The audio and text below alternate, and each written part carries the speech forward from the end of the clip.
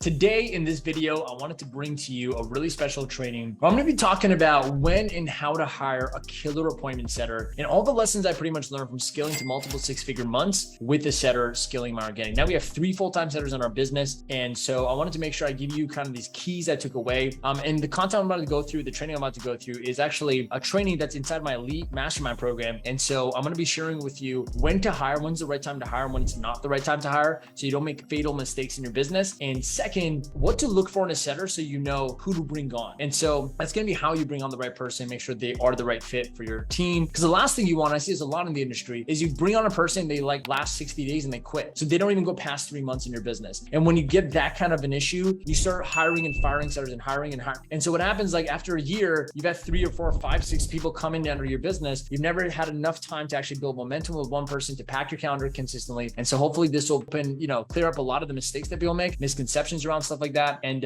hopefully it'll be good. So you want to start with when to start hiring. And so I covered a lot in this training. Obviously you can see on the left side, but the 2 things I want to go over is when to start hiring and actually qualifiers for hiring. So, to bring a right person and have them stick and actually do a good job. Because it's, a lot of people will teach this, and what will happen is you kind of buy this idea, this delusional idea where like someone's going to come in, you don't have enough leads, you don't have enough calls, someone's going to come in and fix all that for you. That's what an appointment setter is. It's not. This is a huge misconception. An appointment setter doesn't get you leads or get you calls. They turn the leads you should already have into book calls and take that time off your hands, which is a very time-consuming task. So if you have any questions about this as I'm going through it, just let me know, comment down below, and I'll make sure I answer them afterwards. And if not, let's rock and roll, baby. This is gonna be a really clear training. So 8-figure thinking model. I recently joined a lot of different masterminds, and a lot of people doing millions of dollars a month, which are ahead of me. And there's something I noticed common amongst all of them. They think about hiring like this: only hire when it hurts. So you don't want to hire when it's uncomfortable, or when you're tired, or when you don't have time, or things like this. Like when you're not good at it, when it's not working, don't hire. There's a big misconception. Don't hire when it's not working. Because if you bring a person into a non-winning environment, they're going to only perpetuate more non-winningness.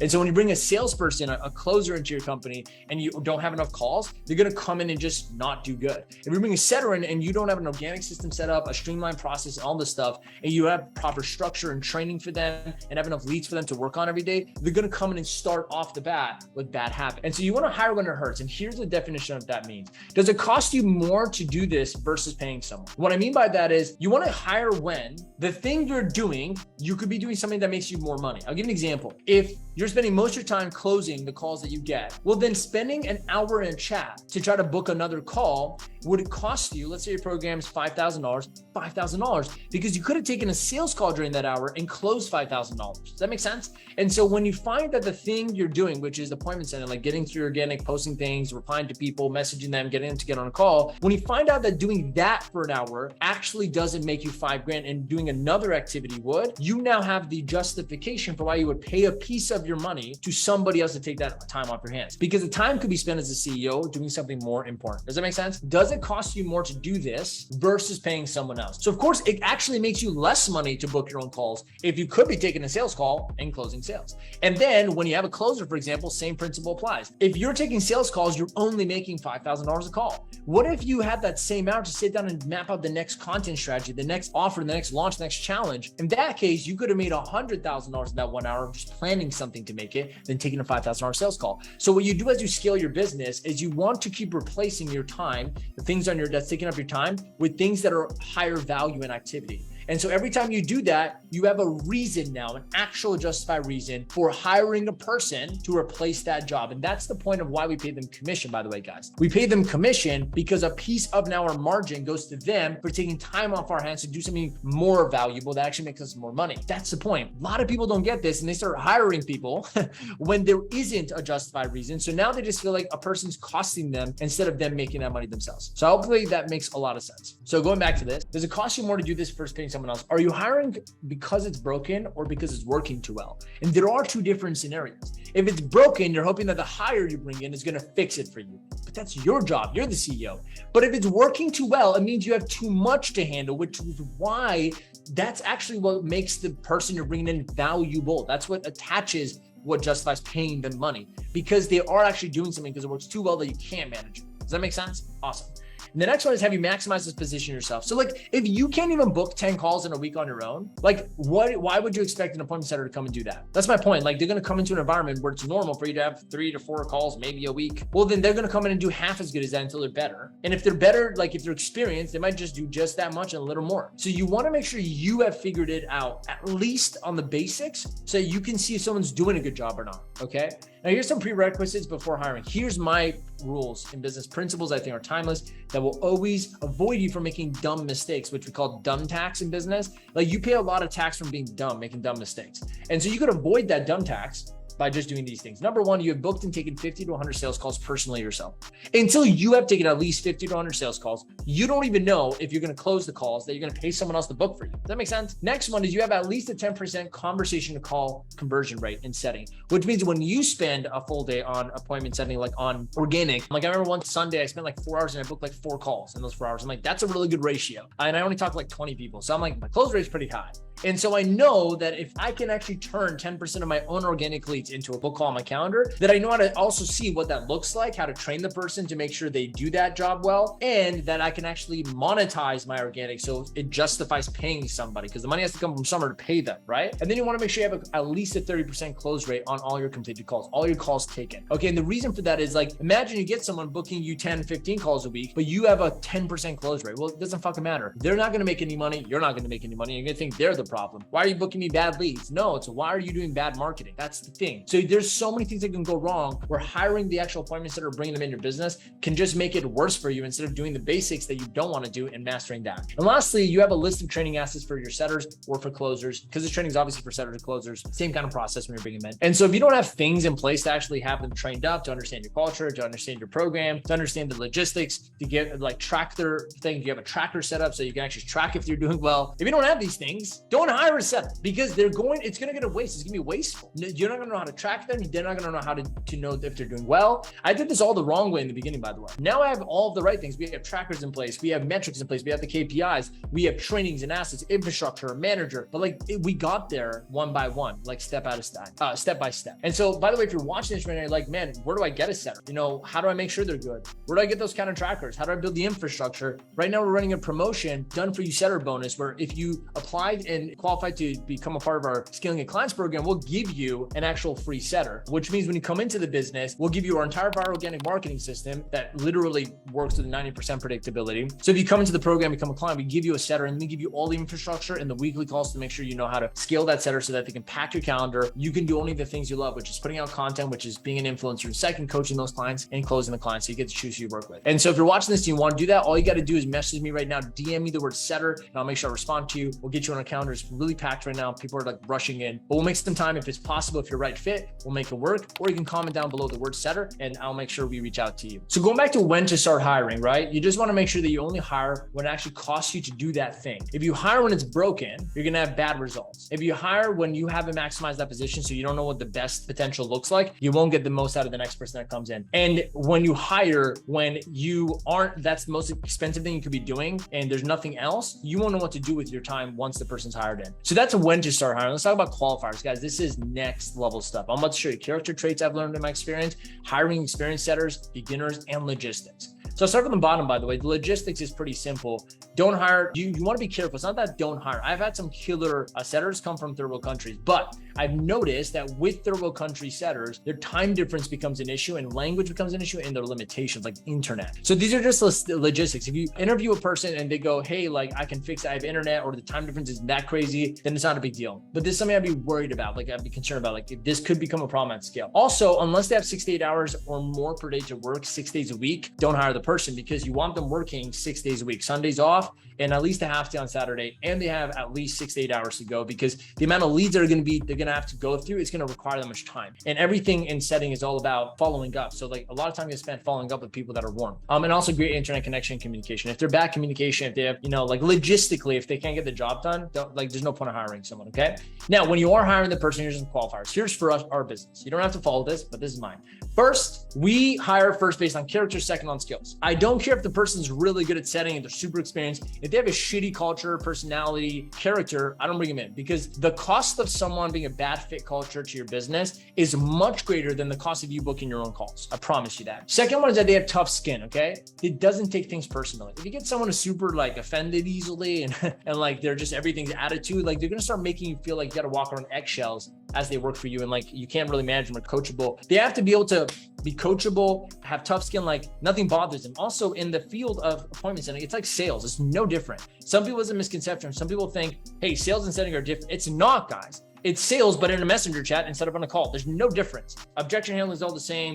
Mindset is all the same. Your attitude is all the same. Like you need to have someone that's hungry, has tough skin, doesn't take shit personal, doesn't get affected easily, because there's going to be a lot of people in the beginning. There's going to be a lot of failure. There's going to be a lot of, you're doing this wrong. And so if they don't have tough skin, they won't last. Also, you want a setter that aims high. Honestly, this is for closers and setters. If you're going to bring a commission person into your business, they better aim high. Because if they're not, isn't scared to fail. Like they aim high because they're not scared to fail. If they have low set goals, like your business will be, their bottleneck will be that person. So if the full-time person booking, packing your calendar has an income goal making a $2,000 a month, like they're not going to really push themselves, are they? So you want someone who wants to become like ideally a millionaire. Be like, great, let's start here with these skills. Or do they at least want to make 6 figures a year? Because then they're going to push for a target that's beyond your business right now, which means it's going to require you to grow. Okay. And they shouldn't be scared to fail. Like I've had people in the past, bad fit people, closers and setters come in my company and they're like, I just want to make about $3,000 a month. Like, I just want to pay my bills. I'm like, sure. You know, maybe I shouldn't tell you what you want. But then they come in and they work mediocrely. Their work ethic is shit because they don't push themselves. They don't have goals to like grow them. And so my bottleneck was they don't actually care enough to keep growing, right? Also avoid people who aim low so they don't fail. These people, I don't want to fail. So I'll just like hit something that's realistic.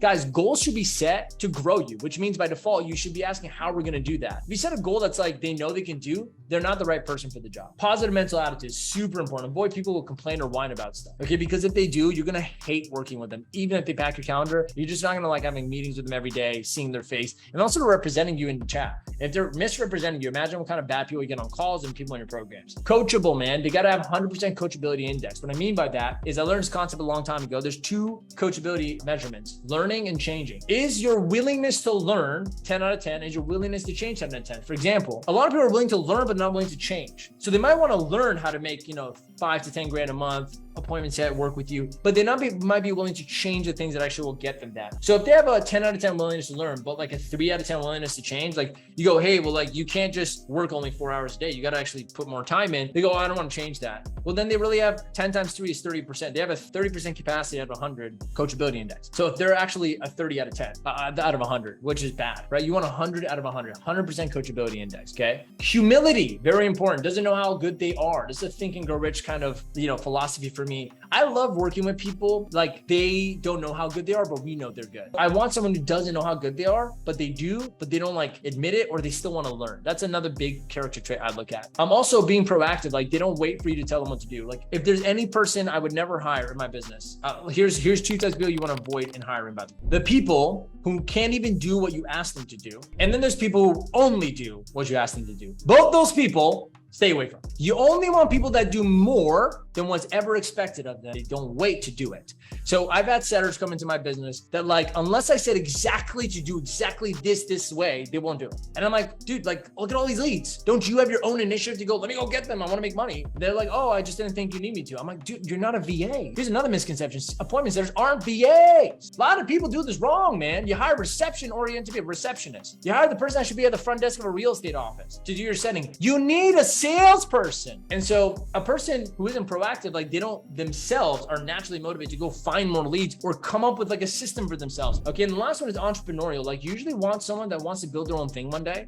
That's a very good thing. Don't be afraid of it because the job for them is to have dreams in life. If they're in sales, they have dreams. You don't want any salesperson that aims high is never a person who never wants to have their own thing. They want to have their own thing one day. But then your job as a CEO is to make such a great culture working here in the company that they just see themselves doing it with you instead of without you. And so you keep them around. That's all it is. So when it comes to hiring an experienced person versus beginners, here's what to know. For setters, when you're hiring as an experienced person, you want a minimum of 15 calls booked and their past results. So if I'm hiring someone who's an experienced setter, I go, what's the most amount of calls you booked in a day, in a week, and in a month? And if those KPIs are nowhere close to like what I expect, I go, dude, you're not experienced to me. Like, that doesn't work. You need to be at least booking 15 calls a week wherever you're working for me to know you're worth like bringing into the company. And so that's a big one for me. Now, if it's 15 or more, I go, awesome. So now I can know what to expect from you because that's what you're already used to because they already got those results. So they're already used to doing that, which is awesome. You plug them in your business, they'll start producing that kind of same level of results. And then for beginners, you want someone who's been in sales before and loves it. So they might have any experience, like, I don't know how to appointment set, but I want to do this. Well, then here's what I look for. At least that they love sales and they've done some form of sales. If it's someone who's never done any sales in their entire life and they're just interested, you're gonna have to pay the price of making them interested, helping them out. Like that's too costly, especially in the beginning of business. You're better off trying to find an experienced person and qualify their character like this. That's the best thing you could do. Okay, that's what I think that was the first thing I ever did. And then I started hiring beginners. I started training them like, yo, there's a big difference. And then also you want to see someone able to work full time and more if needed. So there's no like boundaries like, oh, I don't work on Friday afternoons. Like, no, you work fucking every day. I tell you, dude, that's the point of a sales position. So if you want to make more money and you want to help us, you got to be all in. So if I'm hiring a beginner, I make sure they've been in sales before to some degree. So they have interest in it, like it's a passion for them to understand psychology and they love it. If they don't love sales, they're going to hate this job. Okay. So don't hire someone that doesn't love sales and psychology and communication and persuasion influence. I got to make sure they work full time.